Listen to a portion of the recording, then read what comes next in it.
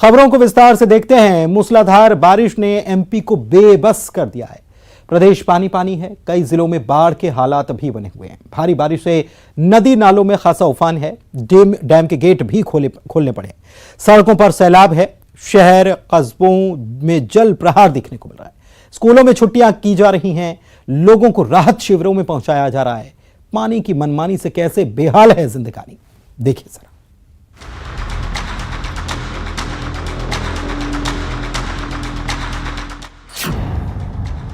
मेघ का प्रहार, मुसीबत मूसलाधार, शहर शहर सैलाब, बारिश बेहिसाब, थम गई जिंदगानी। एमपी पानी पानी। एमपी में सैलाब का सितम है। प्रदेश के कई इलाकों में आफत की बारिश जारी है। नर्मदा, चंबल, बेतवा, ताप्ती, शिप्रा उफान पर है।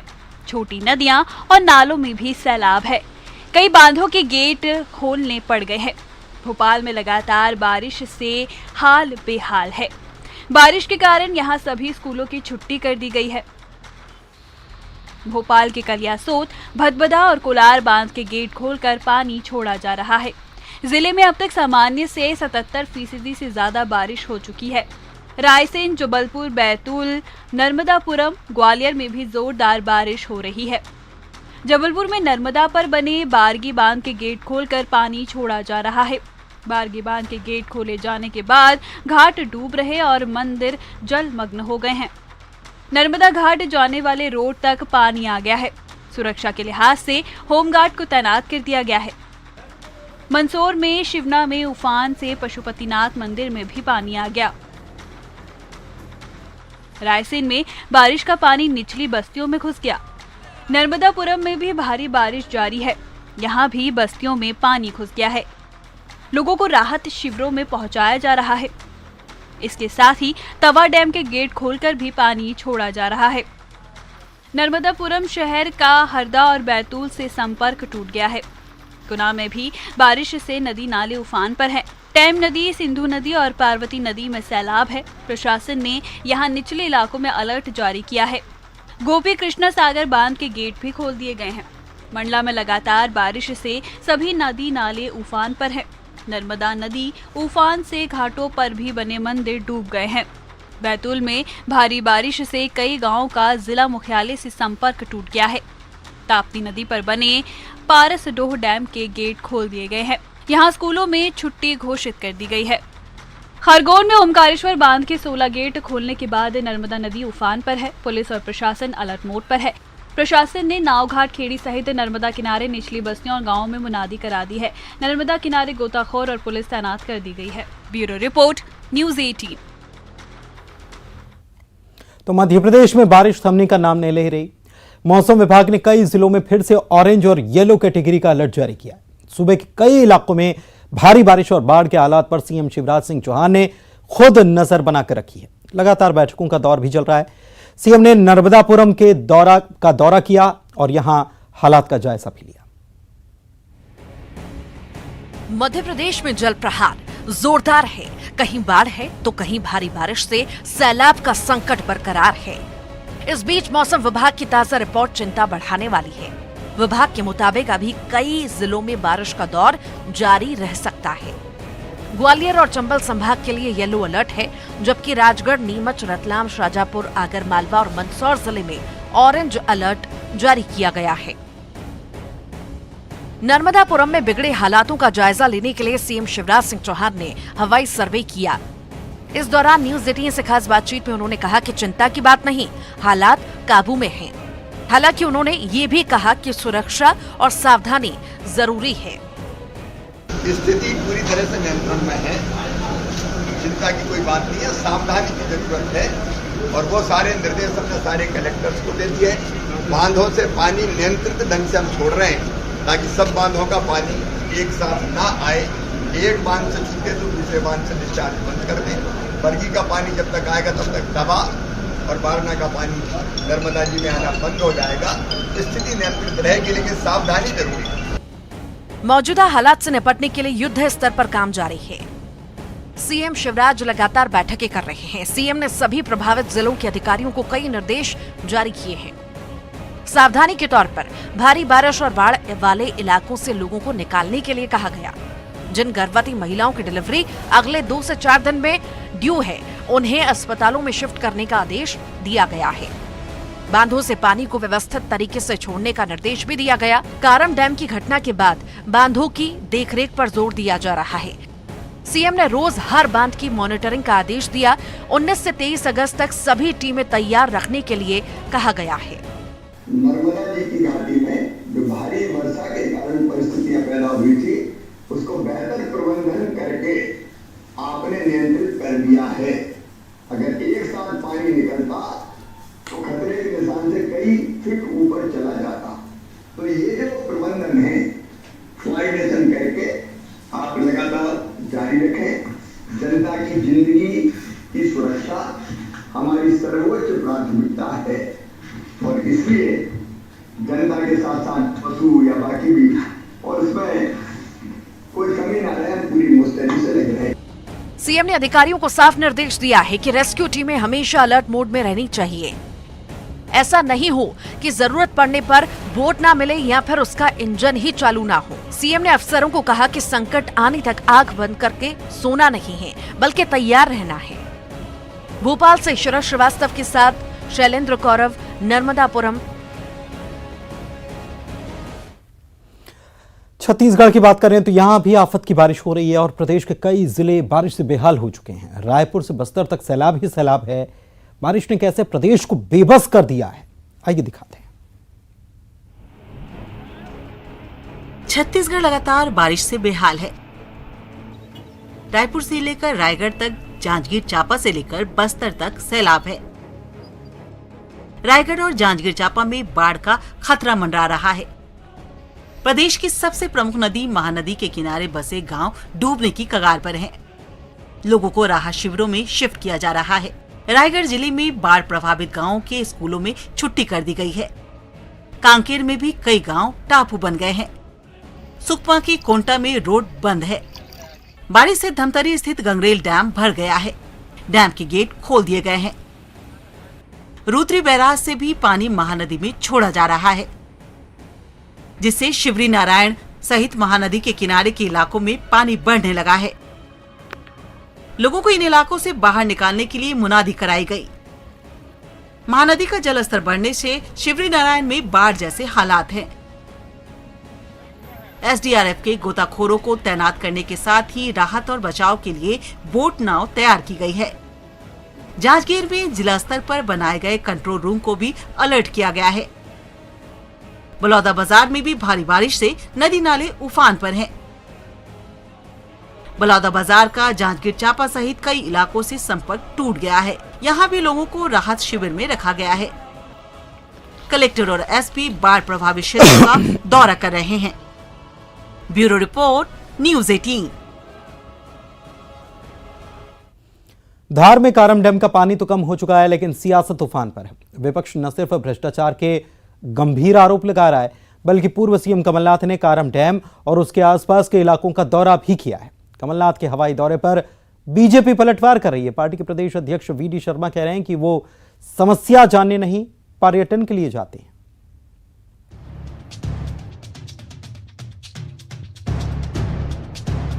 मध्य प्रदेश के धार में बांध की दरार अब बड़ा मुद्दा बनता जा रहा है। कांग्रेस करप्शन का आरोप लगा रही है और लगातार हमलावर है।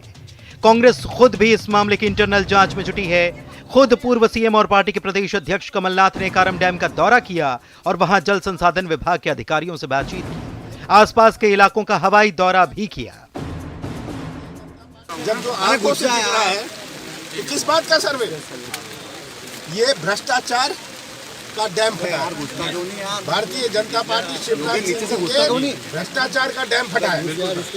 ये बात है और ये एक सबूत है जिस प्रकार से पूरे प्रदेश में भ्रष्टाचार की दीमक लग गई है और ये दीमक हमारे नौजवानों के भविष्य के साथ खिलवाड़ कर रही है। उधर कमलनाथ के दौरे पर बीजेपी प्रदेश अध्यक्ष तंज कस रहे हैं। कहते हैं कमलनाथ केवल आरोप लगाते हैं, वो समस्याएं जानने के लिए नहीं जाते बल्कि पर्यटन के नजरिए से दौरा करते हैं। अगर डैम के अंदर कोई इस प्रकार की बातें अगर हुई है कि वो सीपेज क्यों हुआ, लीकेज क्यों हुआ, इसके लिए सरकार ने संवेदनशीलता के साथ 4 सदस्यीय कमेटी बनी है। उसकी गंभीरता से जांच होगी। चाहे डैम बनाने वाले हों, चाहे डैम के अंदर मॉनिटरिंग करने वाले लोग हों या कोई भी अधिकारी हो, जो इसके लिए जिम्मेदार होगा उस पर कड़ी से कड़ी कार्रवाई होगी। कमलनाथ जी तो केवल ये झूठ और छल कपट की राजनीति में ही केवल वो विश्वास रखते हैं। कारम डैम में दरार से पैदा हुआ बड़ा खतरा भले ही टल चुका है, लेकिन सवाल यह कि इतना बड़ा संकट किसकी वजह से पैदा हुआ।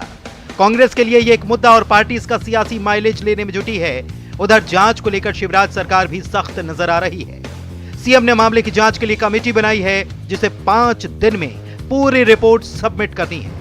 Bureau report, news 18। छत्तीसगढ़ में सरकारी कर्मचारियों का महंगाई भत्ता 6% बढ़ा दिया गया।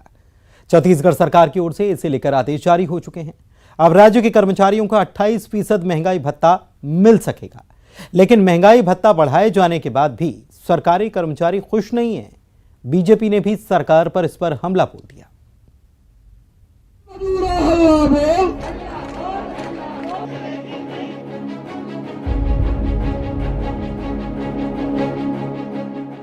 छत्तीसगढ़ में सरकारी अधिकारी कर्मचारी फेडरेशन की प्रस्तावित हड़ताल से एन पहले सरकारी कर्मचारियों का महंगाई भत्ता 6% बढ़ा दिया गया है।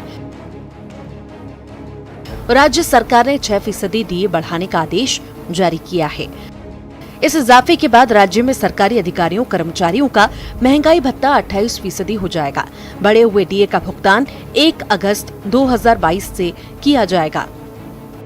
6% वृद्धि की गई है। अब जैसे जो वित्तीय स्थिति को देखते हुए 6% वृद्धि की गई है।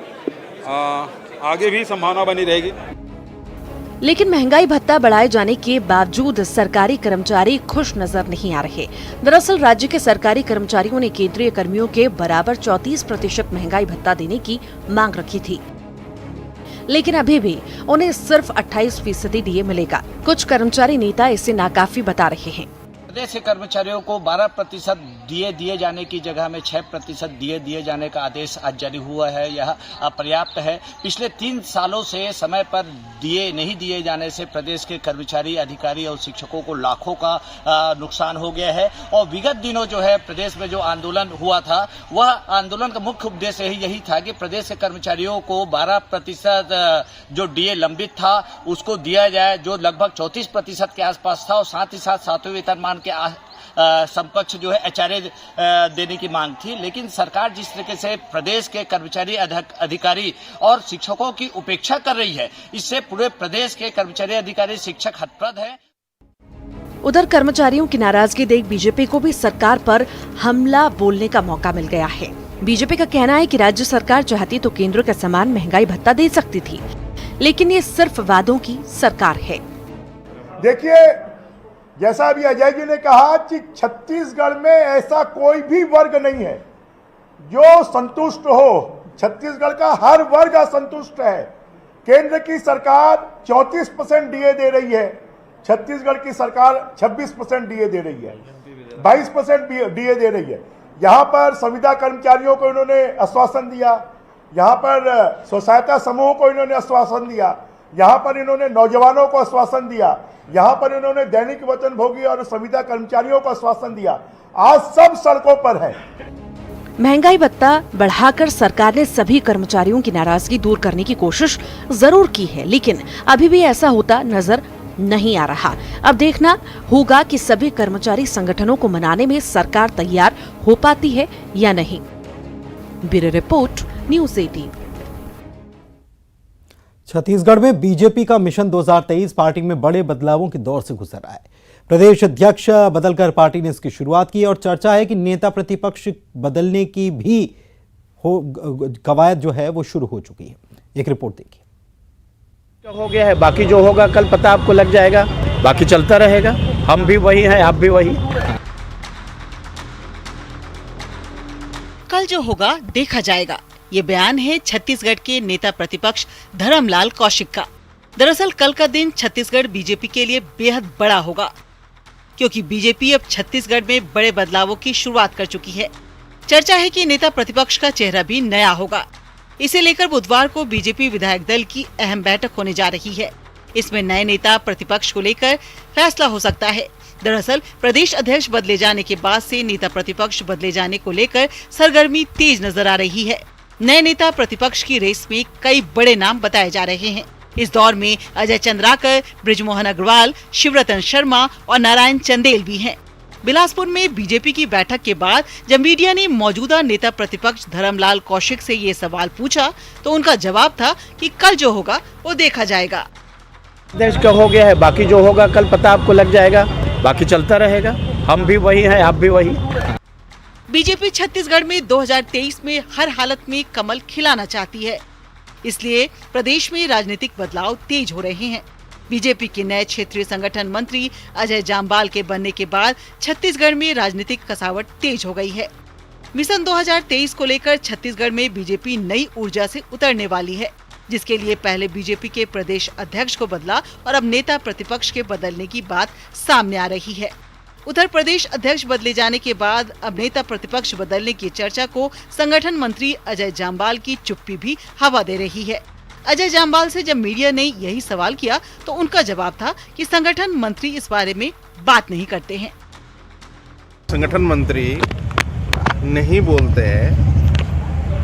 सर अटल जी की हमारे बोलने वाले हमारे अध्यक्ष हैं, हमारे महामंत्री हैं, हमारे नेतागण हैं विधायक दल के। पूछिए जो पूछना है। बिलासपुर कैसा लगा, पहली बार आए? बहुत सुंदर लगा, छत्तीसगढ़ अति सुंदर लगा और सब अच्छा होगा भगवान की। पुण्यतिथि है सर, सब भला होगा, बस अटल जी की चौथी सब अच्छा होगा। कैसे भला होगा सर, कैसे भला होगा? पुण्यतिथि है। हाँ, आज पुण्यतिथि पे सभी कार्यकर्ताओं ने पुष्प श्रद्धांजलि दी है। 23 में कैसे भला करेंगे? दरअसल छत्तीसगढ़ में बीजेपी ने प्रदेश अध्यक्ष विष्णुदेव साय की जगह अरुण साव को नया प्रदेश अध्यक्ष बनाया था। अरुण साव के प्रदेश अध्यक्ष बनने के बाद नेता प्रतिपक्ष धर्मलाल कौशिक ने दिल्ली पहुंचकर बीजेपी के राष्ट्रीय अध्यक्ष जेपी नड्डा से मुलाकात की थी। इसके बाद से ही सियासी गलियारों में चर्चाओं का दौर गर्म है कि अब नेता प्रतिपक्ष में बदलाव तय है। बिलासपुर से न्यूज़ 18 के लिए विनोद कुशवाहा की रिपोर्ट। और आइए आप चलते चलते देख लेते हैं क्या है क्रिप्टो की समझ।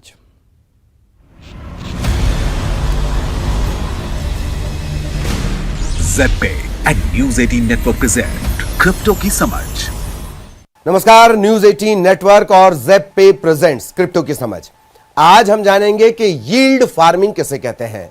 यील्ड फार्मिंग डिसेंट्रलाइज्ड फाइनेंस का इस्तेमाल करके ज्यादा से ज्यादा कमाई करने की एक प्रक्रिया है। यूजर से DeFi डिसेंट्रलाइज्ड फाइनेंस प्लेटफॉर्म पर क्रिप्टो लैंड बोरो करते हैं। अपनी सेवाओं के बदले में वो क्रिप्टो करेंसी अर्न करते हैं।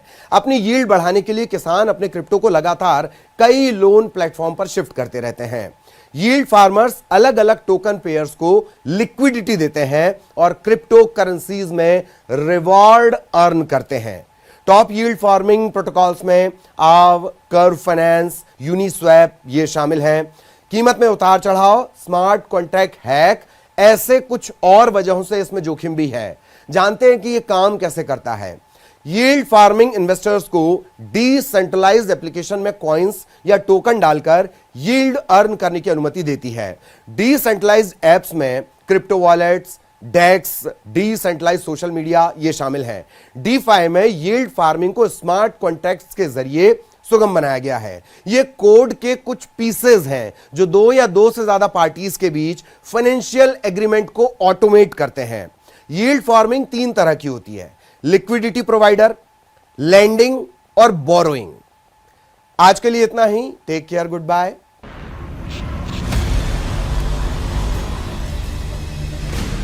ZPay and News 18 network present crypto की समझ।